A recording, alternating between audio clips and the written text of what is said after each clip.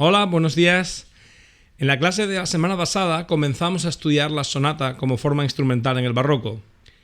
En la clase de hoy continuaremos con esta misma temática, analizando el desarrollo de la sonata durante el resto del período. Sin más, comenzamos.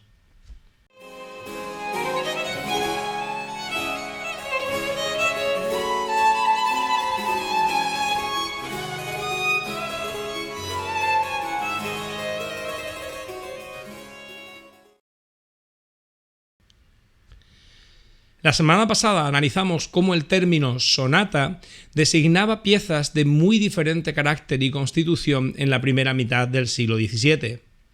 También vimos cómo su desarrollo tuvo lugar especialmente en Italia, con autores como Dario Castello, Biagio Marini o Marco Uccellini, y cómo tendió progresivamente hacia una construcción libre, con diferentes secciones encabalgadas, lo que hacía que fuera común encontrar cambios permanentes de compás y tonalidad a lo largo de su desarrollo. Este modelo italiano se exportó al ámbito germánico, teniendo un especial impacto en la segunda mitad del siglo XVII, sobre todo en autores como Heinrich Ignaz Franz von Bieber, Johann Heinrich Schmelzer o Dietrich Buxtehude. Siguiendo el modelo italiano, las sonatas de estos autores también se caracterizaron por un estilo muy virtuoso y por una tendencia a crear formas multiseccionales de carácter libre. No obstante, también desarrollaron algunos atributos propios, como el virtuosismo en las partes de bajo, que generalmente estaban escritas para viola da gamba, el interés por la scordatura, esto es, el cambio de afinación en las cuerdas del violín, o la introducción de más voces, manteniendo orquestaciones más amplias que sus homólogos italianos y utilizando a veces hasta 5 líneas melódicas más el continuo. Entre todos los compositores de sonatas del ámbito germánico en el siglo XVII, probablemente el más interesante de todos es Heinrich Ignaz Franz von Bieber. La obra más conocida de von Bieber es, sin duda, su colección de sonatas del Rosario, para violín y continuo, completadas alrededor de 1676. El Rosario, para quien no lo sepa, es una oración que recuerda los principales acontecimientos de la vida de Jesús y de María. Está compuesto por distintos misterios, siendo cada misterio un acontecimiento o un momento importante de la vida de ambos. Cada misterio consta de un fragmento bíblico donde se narra el acontecimiento en cuestión y a continuación, tras una breve pausa de reflexión, se reza un Padre Nuestro, 10 Ave Marías y un Gloria. En cualquier caso, por si alguien asista a esta celebración en la actualidad, es importante saber que su constitución actual es un poco diferente de la que tenía históricamente, puesto que fue reformado por el Papa Juan Pablo II en el año 2002. Las sonatas del Rosario de Bieber están concebidas para ser interpretadas durante los servicios religiosos especiales dedicados a este rezo. Contiene 15 sonatas para violín y continuo, una para cada misterio, más una pieza final escrita para violín solo. Cada una de estas sonatas presenta una enorme dificultad técnica, con una presencia constante de las cuerdas dobles y una extensión del registro que llega nada menos que a la 7ª posición. Sin embargo, el rasgo más llamativo de esta colección es que Bieber demanda al violinista una scordatura, esto es, un cambio en la afinación de las cuerdas del violín, diferente en cada una de las sonatas, buscando así dar un color característico y distintivo a cada una de las piezas. En la imagen en pantalla podéis ver cuál es la afinación que el compositor demanda del violín en cada una de las sonatas, comenzando y terminando por su afinación natural. Como podéis ver, los cambios son sustanciales. Escuchamos a continuación una de estas increíbles sonatas.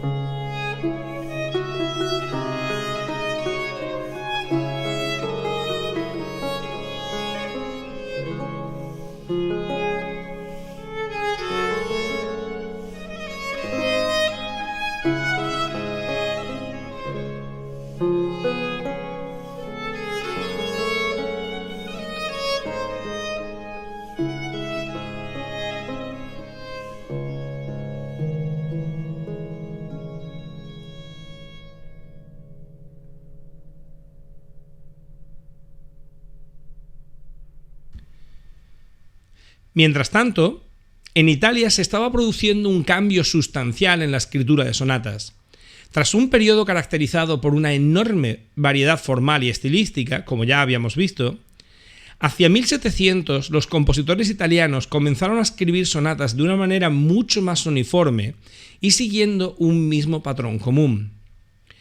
Este cambio se produjo a causa de un solo compositor, cuya obra llegó a ser tan influyente que acabó convirtiéndose en el modelo para todos los grandes compositores posteriores. ¿Y quién era ese compositor? Pues ese compositor era Arcangelo Corelli. Como afirma Michael Talbot en la entrada dedicada a Corelli en el New Grove Dictionary, a pesar del tamaño modesto de su producción, compuesta de 6 colecciones de música instrumental y un puñado de otras obras, así como de su restricción virtual a 3 géneros, la sonata a solo, la sonata en trío y el concierto, Corelli ejerció una influencia sin parangón durante su vida y durante un largo tiempo tras su muerte. Esta influencia, que afectó a la forma, el estilo y la técnica instrumental en igual medida, se sintió especialmente en Italia y particularmente en Roma, donde se asentó al llegar a la edad adulta, pero pronto se extendió más allá de los límites locales y nacionales para convertirse en un fenómeno europeo. Como violinista, maestro del violín y director de conjuntos instrumentales, Corelli impuso estándares de disciplina que eran inusualmente estrictos para su época y ayudó a cimentar el terreno para el progreso futuro sobre esas mismas bases durante el siglo XVIII.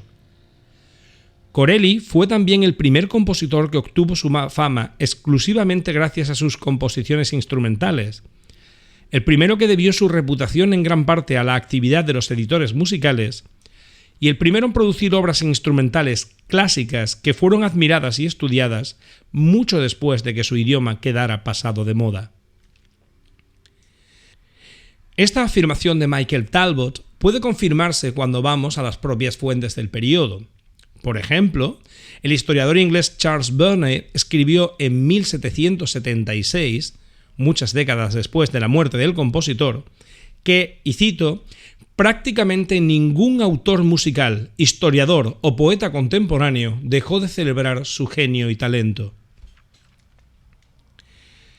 Corelli introdujo esencialmente dos grandes novedades, una en el campo formal y otra en el campo armónico. En el campo formal, debemos a Corelli haber diseñado la estructura y composición interna de la sonata como género musical en el barroco tardío. Para entender cómo se produjo este cambio, debemos mirar a su producción compositiva, que consta de 6 opus, cada uno de ellos compuesto a su vez por 12 piezas. En nuestro caso nos centraremos solo en los 5 primeros, puesto que son los que incluyen sonatas.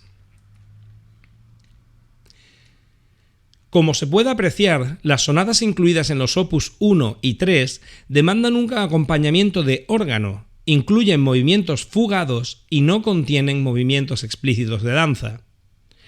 Mientras tanto, en las correspondientes a los opus 2 y 4, en una de las cuales se utiliza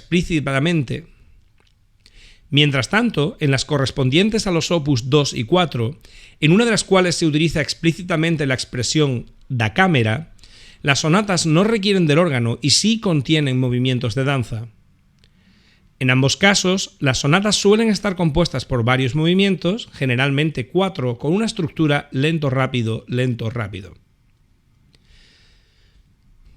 Bien, esta distinción en la estructura interna de las sonatas es importante. Como hemos dicho, las sonatas eran muy versátiles en su uso y podían ejecutarse en contextos muy diferentes, tanto dentro del ámbito profano como dentro del religioso. Sin embargo, los movimientos de danza se consideraban inapropiados para su interpretación en los templos. Por ello, desde mediados del siglo XVII, cuando una sonata o colección de sonatas incluía movimientos de danza, era habitual que se añadiera el título da camera a la colección. Así se indicaba expresamente que estaban diseñadas para un contexto profano, como ocurre, por ejemplo, en el Opus 2 de Corelli.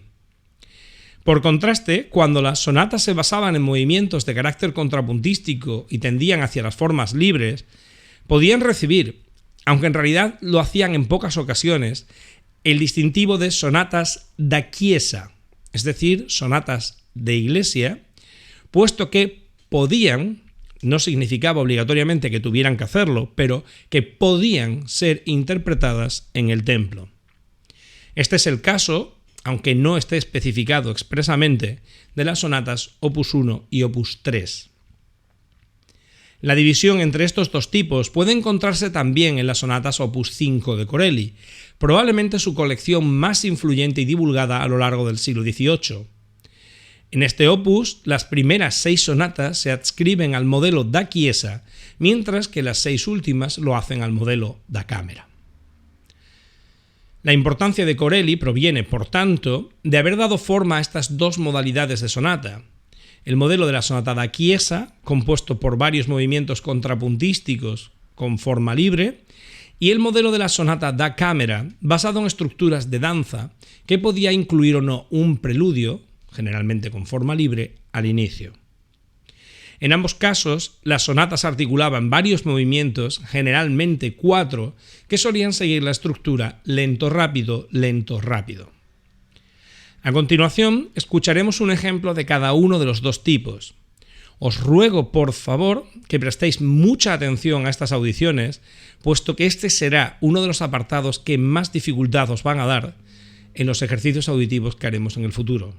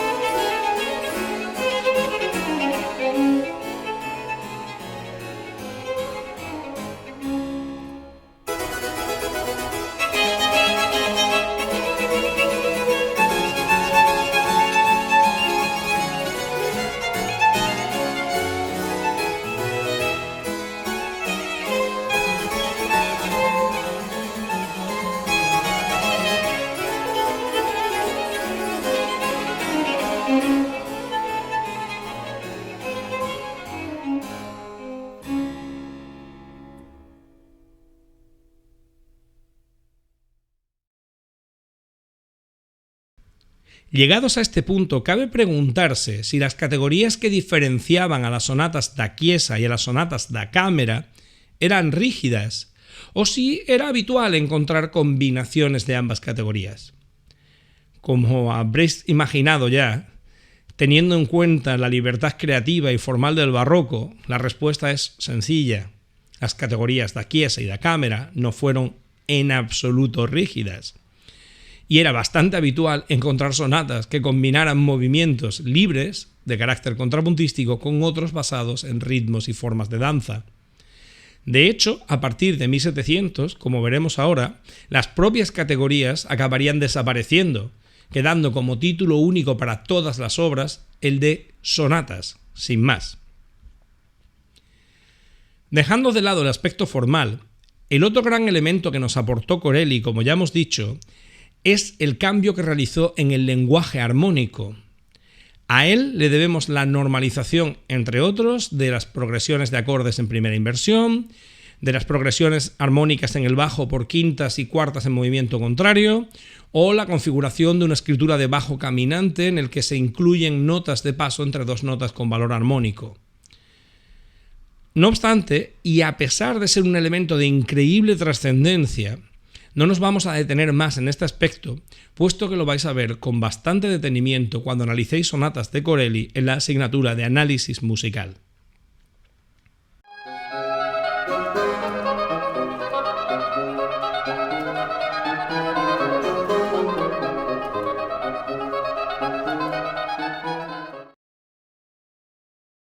La obra de Corelli se diseminó rápidamente por toda Europa, tanto a través de copias impresas como, sobre todo, a través de innumerables copias manuscritas.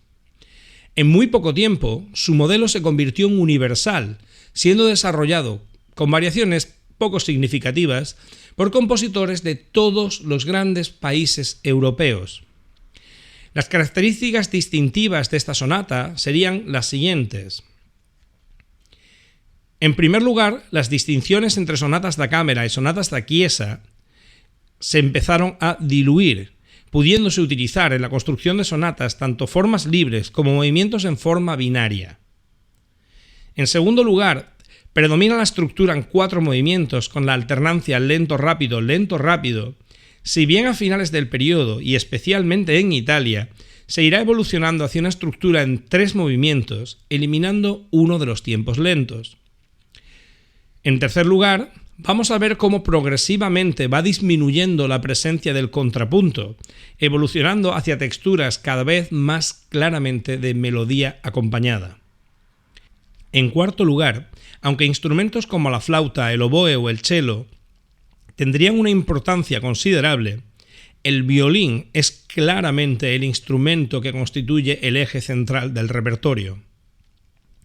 Por último, vemos cómo el lenguaje instrumental se vuelve cada vez más idiomático y adaptado a las cualidades específicas de los instrumentos requeridos, cerrando así las posibilidades de interpretar repertorios de un instrumento con otro. Durante este periodo, Italia continuó siendo la principal referencia europea, en la medida que sus músicos se dispersaron por toda Europa y fueron los principales responsables en la diseminación del estilo. En Venecia encontramos a Antonio Vivaldi, a Tommaso Albinoni y a los hermanos Marcello, Alessandro y Benedetto. En Florencia estaba Francisco Maria Veracini, en Padua Giuseppe Tartini, en Ámsterdam Antonio Locatelli y en Londres Francesco Geminiani.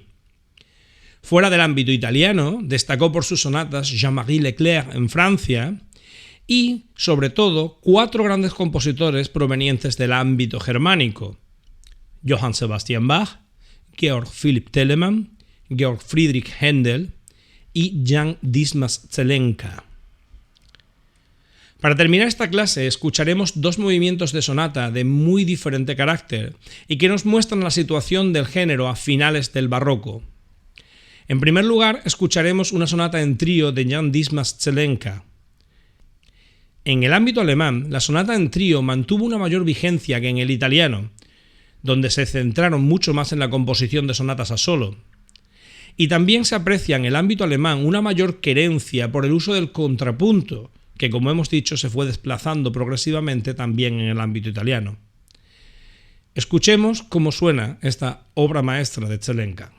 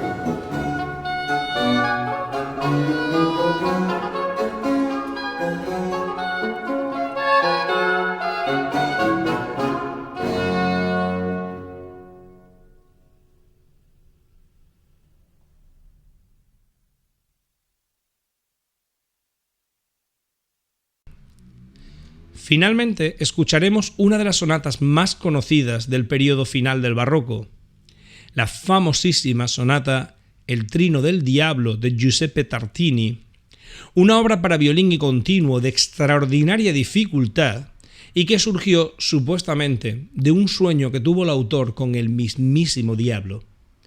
La historia, tal y como la narró su autor, la podréis ver antes de la audición. El movimiento que vamos a escuchar es el segundo y en él se aprecia ya claramente un desvío significativo con respecto a la tradición anterior, que también hemos visto encarnada en la obra de Zelenka. La textura es aquí claramente de melodía acompañada. Las frases son mucho más melódicas y están generalmente ordenadas en periodos regulares, y la armonía está mucho más centrada en la polaridad tónica dominante. Todos estos, como ya veremos, son atributos característicos del periodo que vendrá a continuación del barroco.